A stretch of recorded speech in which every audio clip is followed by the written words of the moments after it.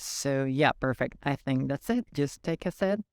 And welcome everyone. I'm really happy to have you here. And today we'll have Finn Moorhouse with a introductory talk on long-termism. As a short introduction, and then we'll follow that with a Q&A. Where you'll have the chance to ask Finn all your questions about the topic. As a short introduction, Finn is head of research at Longview Media and also a research scholar at Oxford Future of Community Institutes, where he serves as an assistant to Toby Ord. Conveniently for this talk, part of Finn's work includes communicating ideas about long-termism and existential risk to a general audience. So yeah, please join me in welcoming Finn.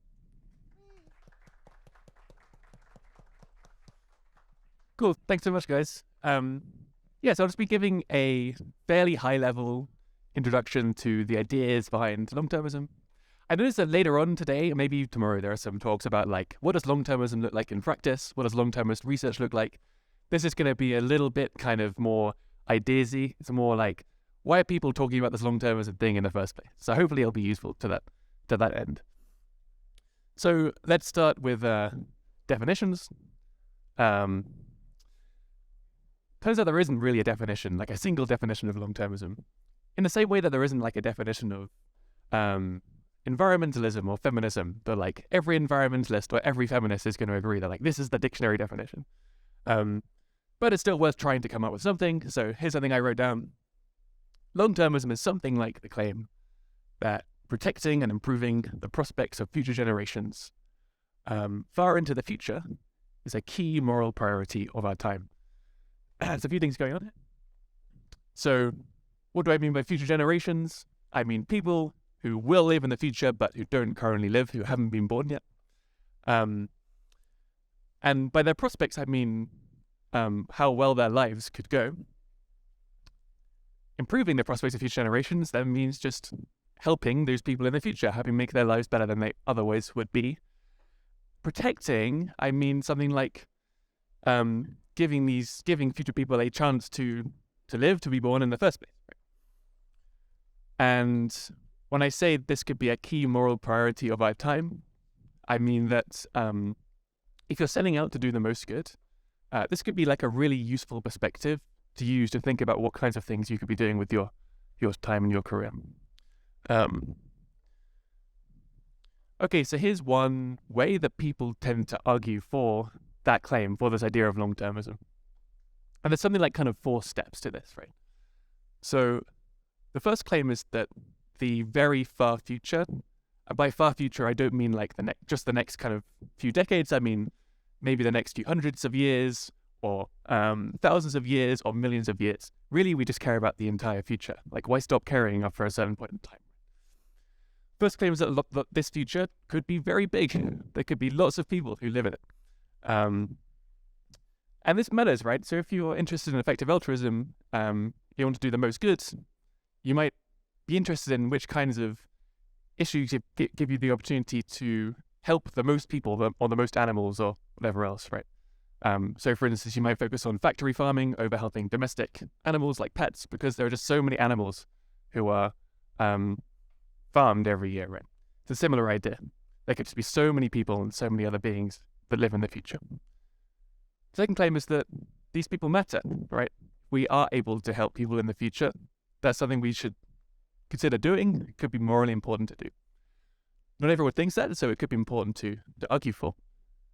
The third claim here is that we actually can help people in the future.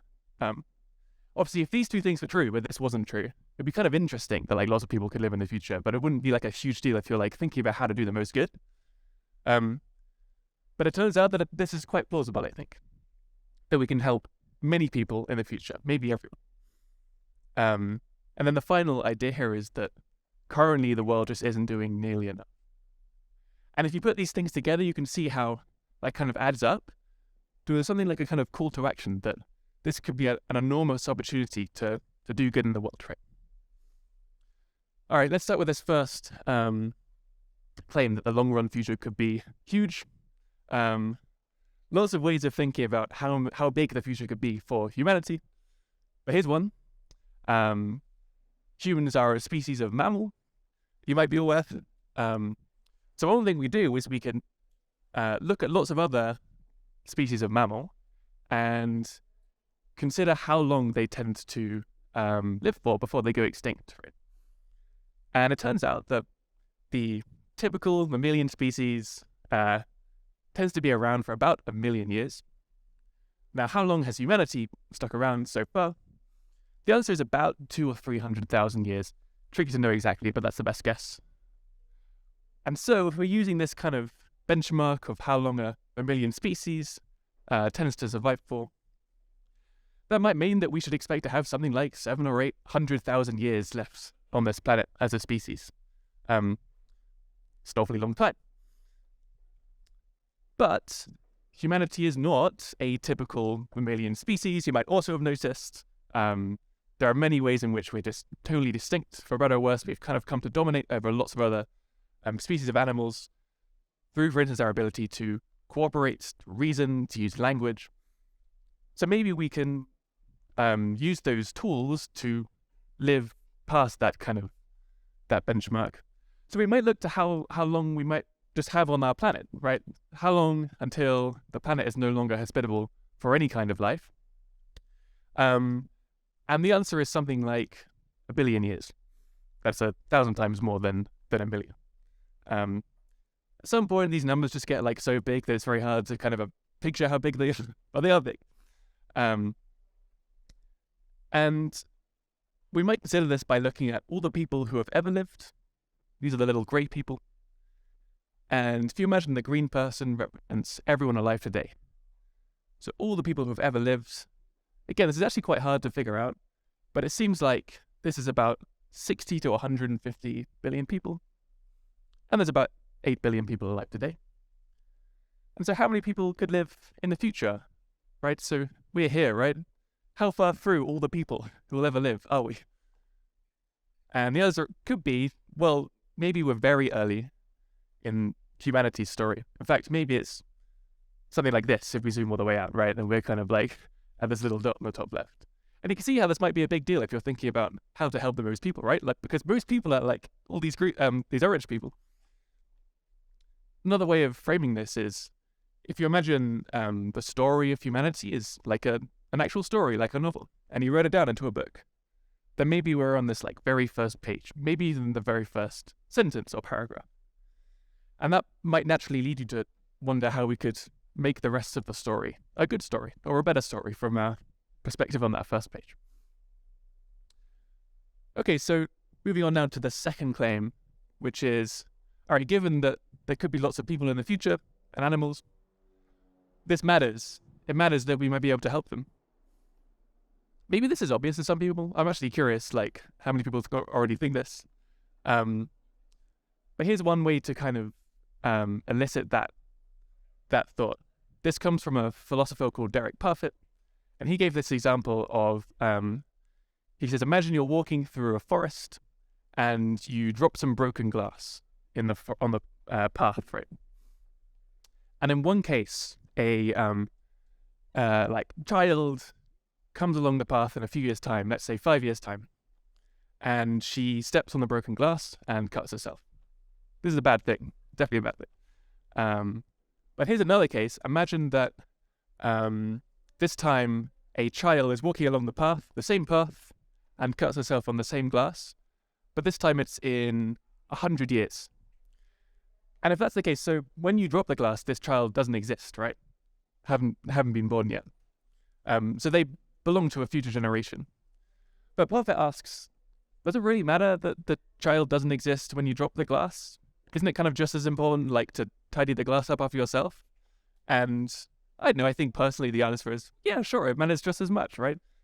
The mere gap in time doesn't seem to be, like, morally important here. In the same way that mere gaps in space don't seem to be morally important. Like, if you can easily help someone who lives on a different continent, seems just as important or just as good that you can do that, right? This is an idea that's quite familiar, hopefully, in discussions around effective altruism. And it's just like the same thing with time.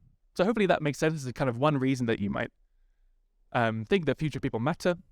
which is to say, if we have opportunities to help future people or to help them live in the first place, that might be morally important. There are lots of other ways of getting at this thought, by the way. One is just to imagine that we once were future people, and we matter. So, for instance, if someone, like, let's say 200 years ago, had the opportunity to dump toxic waste in a river, and we would feel the consequences of that, we'd probably prefer that person not to dump that waste, and we'd think they did a good thing if they didn't, right? Okay, so I've said a bit about why the future could be big, why this could matter, but this seems like a pretty important claim, maybe the most important claim, is that we can actually do something about this, that we can help future people, or help future people live in the first place, just in the same way that we can help people now, or a really similar way. All right, so what are these ways? I think it's often useful to start with a kind of existence proof, or like a kind of test case. And this is climate change, right? So turns out that climate change is bad, anthropogenic. Greenhouse gas emissions do harm. And we also know that greenhouse gases, especially carbon dioxide, can last in the atmosphere for an extremely long time, on the order of thousands or tens of thousands of years.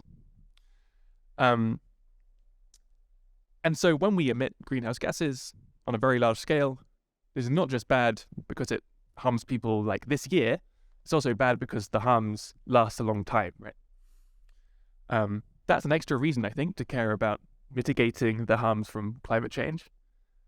And then also, it turns out that there are things we can do to mitigate the harms of climate change, right? So we can invest in clean energy. We might be able to capture some emissions either at the source or from the atmosphere eventually. We might tax carbon in certain ways or come up with other incentives to reduce greenhouse gas emissions. But if you are interested in climate change, then you'll presumably know that there are things we can do right now. And if that's the case, then here's an example of a way that we can positively influence the long-run future and help future people. But I actually think there are many more like really promising ways to help future people. Maybe even more promising from just a kind of long-termist perspective. So here's one kind of category of ways that we might help future people, that we might improve the entire long-run future. All of those orange people I showed you on that slide that you might have heard of. This is the idea of existential risk, specifically reducing it. So I'll say a bit about what existential risk is and why it might be relevant when we're thinking about helping future generations. So an existential risk or an existential catastrophe is an event which permanently destroys, permanently curtails humanity's long-run potential. So it's an event where, if it happened, it wouldn't be possible to ever recover and reach back to the point where we are now in terms of how advanced we are. So I think the most obvious example of an existential catastrophe would just be human extinction. I think it's quite obvious how, if you imagine if every human died, or if humanity became extinct, how would humanity recover, right? There's no one to recover humanity. But that's not the only example. You could also imagine some kind of collapse where humanity falls to a very kind of regresses in terms of how advanced it is, and then for some reason it's hard to recover to the level we are now. And another example might be some kind of political like dystopian scenario, which is so well enforced that it's impossible to recover from. And you see how this really matters when we're thinking about helping the very long-run future, right? Because the effects of an existential catastrophe just lasts indefinitely long, very long into the future, and maybe just forever, right? Because they're so hard to recover from. And so, if we can do anything to reduce the chance that an existential catastrophe occurs soon, that seems like an extremely good thing. Not just for people alive today, right? But because everyone who could have lived if that catastrophe didn't occur. But the whole claim that I'm talking about is whether we can actually do anything about these things. So I should say something about that. Here's one way of looking at things, right? So before the Second World War, and specifically the advent of nuclear weapons, conventional bombs that were dropped, for instance, on cities, they had a yield. This is TNT equivalent. Apparently, it's just the measure that people use for the yield of bombs. And I was imagining the yield in terms of the weight of animals as a way of imagining it. So the ladybird stands for the yield of a typical bomb that you might think about that's not non-nuclear. And then the atomic bomb, the fission bomb, was developed in 1945, right? First tested in the Trinity test. And this is 100 times the yield of a conventional bomb. But I think the thing people know less about is that later on, about 5 years later, an even more advanced kind of nuclear weapon was developed. This is the hydrogen bomb, which used fusion rather than fission. This is another 1,000 times increase in yield. So this is the elephant to the ladybird that was only 10 years prior. And you can see how there's this trend in humanity's kind of destructive potential. And I think there are two things to notice here. One is that there's no reason to think this trend should stop. Humanity is always developing more and more powerful technologies, right? It's impossible to uninvent powerful technologies, so it's only going to go in that direction.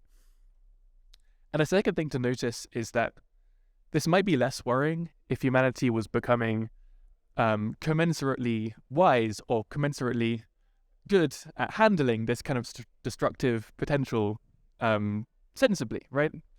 If we became, as good at handling the risks of these technologies as we were at developing them, this might be less worrying. But I just don't think we do become wiser this fast. We certainly haven't become, 2 million times wiser or 200,000 times wiser in the same time. That might be a reason to think that the world is becoming more insecure over time as humanity develops these powerful technologies, as long as we can't keep up in terms of developing technologies which help make us more secure. This is a reason why there's quite a lot going on the slide, but the thing to notice is this is from a presentation about the precipice by Toby Ord, and Toby Ord is trying to figure out what are the biggest existential risks to humanity, and he looks at natural risks like asteroids and supervolcanoes, but he thinks, and many experts think, that the very biggest existential risks are in this third column. They're risks like the nuclear weapons I was talking about, which are technologies developed by humans, and specifically emerging technologies, because they're likely to be the most powerful. Okay, I think so far I've said something about why existential risks matter from a long-term perspective, seem like they could be a big deal this century. Still haven't said much about whether we can do anything to reduce them, but hopefully by the end of the next few slides, that'll be a little more hopeful. I want to zoom in on what many people think is the most significant existential risk to humanity. Talking about this because if it's the most significant source of existential risk, it might also be one of the most significant things that you could consider working on from a kind of long-term perspective. And this is artificial intelligence. And specifically, advanced artificial intelligence, the kind that doesn't exist yet, but we might develop in the next few years or decades. It's a little tricky to kind of summarize the argument that this is really worth worrying about, especially when we're considering future generations.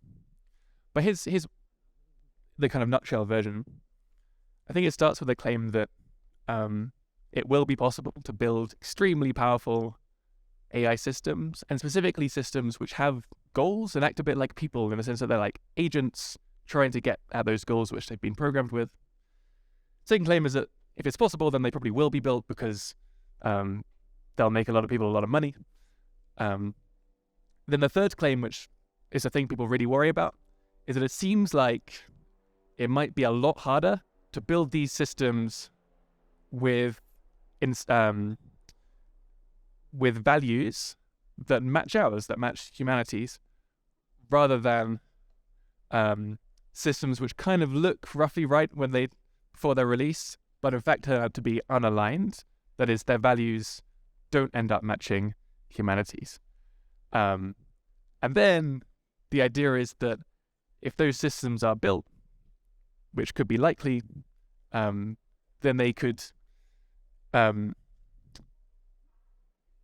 some sense disempower humanity. They could disempower the entire future of humanity, right? Because for the rest of time, they would be more intelligent, they'd be smarter than humanity, and they wouldn't share our values, they'd have the wrong values. And that would mean something like throwing away humanity's long-run potential. And that would constitute something like an existential catastrophe. So that's a little bit abstract, but that's one reason why people talk about AI so much, I guess, in these kind of long-termist contexts. And of course, I think it's important to say this is really uncertain. The exact likelihoods of all this really unclear. Lots of people really disagree over things like timelines, over things like takeoff speeds, and so on. But I think the fact that there are so many uncertainties here doesn't mean that we should conclude it's overall unlikely, right? Here's a quote I found from an op-ed which Stephen Hawking wrote. He said, "The experts are surely doing everything possible to ensure the best outcome, right? Wrong. The superior alien civilization sent us a message saying, we'll arrive in a few decades. Would we just reply, okay, call us when you get here? Probably not. But this is more or less what is happening with AI. Although we are facing potentially the best or worst thing to happen to humanity in history, little serious research is devoted to these issues." And this is more or less still true, relative, I think, to the scale of the issue. Very few people are really focusing on it. And that's one reason to think that you might be able to make a difference by focusing on advanced AI and making sure it goes well. So I guess backing all the way up, that's one reason to think that you might be able to make a difference to future generations, that you could do something to improve humanity's long-run potential. Okay, so that's one specific example. I'll briefly mention another one, which you might have heard about, which is the idea of risks from pandemics, which could amount to existential catastrophes, or they could contribute to them, or they could just be really bad in any case. Again, the idea here is that when we look at the deadliest events in human history, we see that a surprising number of them are natural pandemics, things like the plague of Justinian, and the Black Death. And so that's worrying enough. And we've recently seen how unprepared the world is even for natural pandemics. But many experts are also worried about engineered pandemics. And it turns out that this goes back to that slide with nuclear weapons becoming more powerful over time. In a very similar way, it turns out it's becoming cheaper and cheaper and cheaper and easier to engineer arbitrary genomes and biological matter, including potentially very dangerous ones, even accidentally. And so this risk of even an accidental release of a very dangerous pathogen just seems to be increasing over time, right? But again, the whole question is, can we actually do anything to reduce this risk? And the answer, I think, is just totally yes, we can. If the world gets its act together, if, talented people work on this problem, then there actually there's a long list of clear things we can do to make the world safer against pandemics. So some examples are designing better PPE and stockpiling it, or developing surveillance systems, which you can put in wastewater, and you can monitor the air in airports to detect novel, so pathogens that people hadn't known about before, detect them really early on, and then you can just kind of stop them at the source before they spread. There's also a technology called far UVC, which is a kind of invisible light, and early trials seem really promising. It looks like it's able to help sterilize surfaces, again, just to make living spaces and public spaces much more resilient to pandemics. So okay, there's a long list of things we can do. So pandemics, I think, extremely worrying, especially for the long-term future. And there are things we can do to reduce the risk.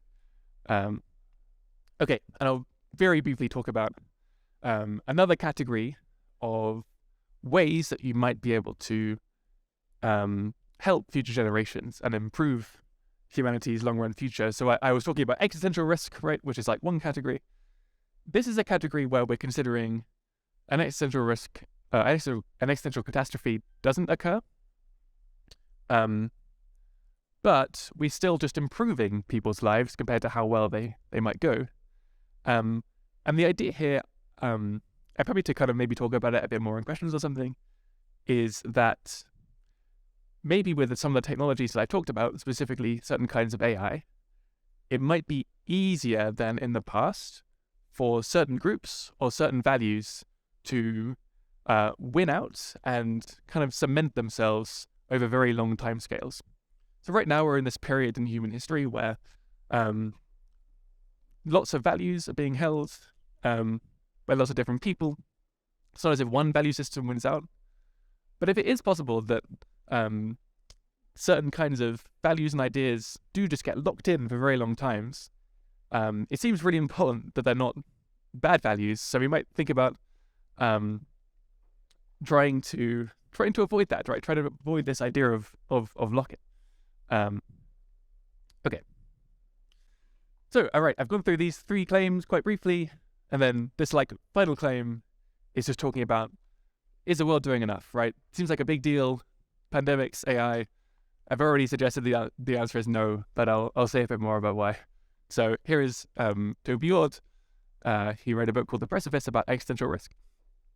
He says, while it's difficult to precisely measure global spending on existential risk, we can state with confidence that humanity spends more on ice cream every year than on ensuring that the technologies we develop do not destroy us.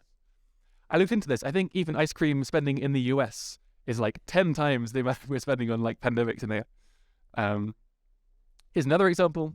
So this is just a stock photo, but it's standing in for a body called the Biological Weapons Convention, which is the international body. It's part of the UN that's responsible for the continued prohibition of biological weapons. Okay, so it's currently a matter of international law. There's a prohibition against developing biological weapons. Anthrax is an example, smallpox. This body has a budget, an annual budget, which is smaller than a typical McDonald's restaurant. It's about $1.4 million. And last I checked, it was staffed by something on the order of 5 people. Seems like not enough, just to draw the thought. And then I'll only very briefly talk about this, but another framing here, which the philosopher Peter Singer sometimes mentions, is the idea of a moral circle which expands over time. So this is both a claim about how people have thought about ethics over time, but it's also a claim that it's good to expand our moral circle, to consider helping more people. So we might start with just considering that it's important to help people very close to us, like just ourselves, our family. And then we might realize that other people who share the places we live, well, they also matter. They're also people. They have a lot in common with us. Then you might realize that it's not just your country that matters, but other countries, right? And then you could go even further. And so you might consider the welfare of animals, right? As long as animals can suffer, it seems important to make sure that they don't. But another idea is that we could also extend our moral concern to all generations as well as just the present generation, right? I'm tight on time, so I'll skip over this, but I'm happy to talk in questions about representing future generations in political institutions. I think this is another example of how future generations are currently underrepresented. Then a final point is when we think about positively influencing the long-run future, I think one thing that becomes clear is that the future could just be very strange, very unfamiliar, and that we're not really prepared for that. Like, very few people are thinking about how strange it could be. This is from Holden Karnofsky's blog, Cold Takes. This is the last 50 years or so of economic growth. Looks kind of fairly predictable and steady. But if we zoom out and take this really long view and consider long-term futures, it's really hard to know what's going to happen, right? I don't think anyone has a good idea. And so it seems like it could be worth spending more time thinking about what these kind of longer term trajectories could look like. So I'm conscious of time, so I'm happy to talk about objections if anyone's interested. But I'll just finish with another Toby quote. So he writes, this is in the precipice, when I think of the millions of future generations yet to come, the importance of protecting humanity's future is clear to me. To risk destroying this future seems dangerously short-sighted. Such neglect privileges a tiny sliver of our story over the grand sweep of the whole, privileges a tiny minority of humans over the overwhelming majority yet to be born, and it privileges this particular century over the millions or maybe billions yet to come. And then, what can you do? Well, you can learn more. There's a ton of reading I can recommend if you like. There are a bunch of research projects going on right now. Many people at this conference are working on them. You could speak to them, maybe help out, get experience. I think it's really important to form your own views. I kind of suggested a couple points that very few people really have like confident opinions about many of these like really important topics. I think coming up with your own takes is just hugely valuable. And then finally, just I think it's just useful to speak to people who are working on some of the issues I've mentioned that are related to this kind of long-termist view, and just try to get a sense of whether you might be a fit for that kind of work too, or otherwise, just if you're curious, you might be interested to find out what they're working on. All right, that is everything, I think. So I think we have time for some questions, if that would be good. But Lost for men. Thank you, Ben.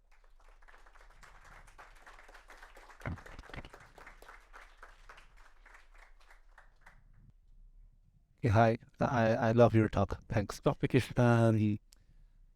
What can people that are not part of the academy can do to help to this project? What can they do? Yeah, that's a great question. I'll just try saying it back. So what can people who are not part of the academy, so not in academia, do to help? Yeah, that's a great question. I think the answer is loads of things, right?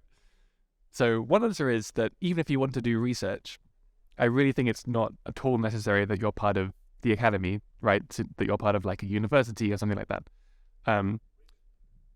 Really? So one example is Rethink Priorities, for instance, right? They conduct a lot of long-termist research. They don't have a requirement that you're, currently part of a university, or even that you have, particular credentials like a PhD or something. As long as you, have the interest and skills, it doesn't matter where you got it from. I think there's much less of a culture of credentialism in places like that, which is really nice. Yeah, and so there's like a bunch of independent research organizations which just aren't part of universities and don't require that you are a part of a university. So that's one answer, is even if you want to do research, you don't need to be an academic. But I think another answer is that not all work on issues which are related to this long-termist perspective are research in the first place, right? So one example is people with an engineering background, right, might consider helping on projects for pandemic preparedness, where it's just really important that people who know how things get built and know about the technologies can work on those. Similarly with AI, just engineer is probably a better description of what some people do rather than academic. And the other thing is that there are lots of there's also work to be done, I think, in politics and in talking about representing future generations and so on. And again, that's, I guess, not part of academia. So yeah, hopefully the answer is lots of things. Well, I was wondering, how can you prioritize, for instance, including long-termism in our courses, especially here in Latin America, where there's a lot of need right now? And how do you prioritize and assign different times or dedication? Yeah, that's a really great question, I think. Question is, how do you prioritize? How do you figure out what to do? Especially when there are lots of really immediately pressing issues that are like close to home. Unfortunately, I don't think I have, like one trick to figure out what exactly to do. I I think one answer is that everything I've talked about here, I kind of wanted to frame it as like one perspective on how you might think about doing the most good, rather than like the answer, right? So I don't think you should kind of look for someone to tell you what you should do and then just take that as gospel. I guess it's kind of easier said than done, but a really useful activity is just to deliberately spend some time reading about this, but then also reading about lots of other things and developing your own views, maybe talking to people who are working in lots of different areas, try to get a sense of how they think about the importance of their work. I think another factor is your personal fits. I think sometimes people might read about an issue and might kind of abstractly see how it's important, but they might read about something else and just get really excited about working on it, right? Like this is just like really kind of vibes with me. And I think that's a good signal that it could be worth working on. Yeah, and another thing is not to feel too much pressure, I think, about prioritizing your own time. It's rare that you can make decisions which are irreversible in your career. And there are also lots of things you can do early on in your career which are useful for lots of different course areas, things like building career capital, building skills that are applicable to lots of different things. And in that sense, again, I think it's like really not necessary to like be like, these are my exact views, they're not going to change. I don't exactly know what my kind of course prioritization really is. So many people I know are like more kind of confused than you might think, given kind of all the impressive things they're doing. So yeah, I would say don't feel too much pressure. There's lots of like good advice which I think you can apply across course areas, and then just like be curious and don't fully defer to people who seem to like have everything figured out. Hi. Is this around? Yes? Okay. Okay, so I have the question of with long-termist topics, let's say it like that.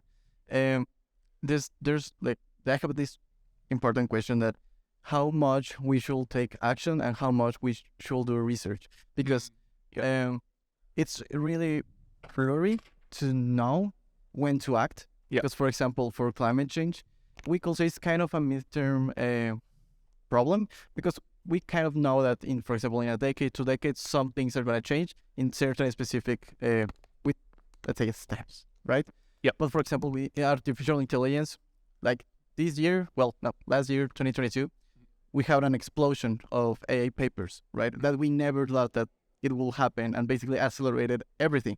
Yeah. Right? So if we just, what do you think, or what people say about when to act? Yeah, great. Considering like how blurry it is to forecast these kind of problems. Yeah, it's a great question. And the question is, given how many uncertainties there are in these topics, how can we figure out when to stop doing the research and start doing the acting? Yeah, I think one answer here is that if you are, as a community, approaching some topic for the first time, right? So very few people have thought about it. Makes sense for obvious reasons to spend almost all your time just figuring out what's going on from a very kind of big picture perspective, right? And that's why you should maybe start by focusing on research. That's why people have, in fact, started by focusing on research over like big projects. Yeah, and then you might think, okay, you've done some research on a particular topic. Let's take biosecurity as an example, right? You figured out what kinds of aspects of biosecurity seem to matter most, what kinds of projects seem most promising. I think one point which might be good to notice is that often embarking on projects, even if they're test projects or they're slightly small, that's a way of learning, right? Like it's very hard to get experience of like doing things in the world, having positive impact in the world with like ambitious projects, if you don't have experience trying smaller scale versions of them. And so I think, yeah, there's some distinction between research and doing, which it shouldn't be drawn too strongly, right? Because one way of like doing research, one way of learning is by doing. And then I think a final point is that, some of the things I mentioned here, one of the themes is avoiding certain kinds of lock-in, right? Where you take some action, maybe on behalf of other people who haven't really been consulted on it, and then it's very hard to reverse the action or to take alternative paths. And there is some examples like this where, if you think the stakes are very high, you might have some ideas about what kinds of really big projects you can embark on. But it seems really important to be very confident that they would be good before you embark on them because of this feature that it might be hard to reverse some of them. That's it. I'm actually, I think in the next few years, right, for some of these courses, it will be really exciting to start seeing more kind of ambitious projects, right? So like biosecurity projects is a good example. Yeah, I'm sorry, that's a slightly vague answer, but I think the answer is yeah, you can do research to figure out when the doing is the right thing to do. For common people, is there any kind of annual report or database or things that we can consult, like to check in, okay, you can do these small actions, or there's these projects that you can check in case that you want to? Yeah, that's a great question. Yeah, I think there's not like a one, website that's the only website you should go to.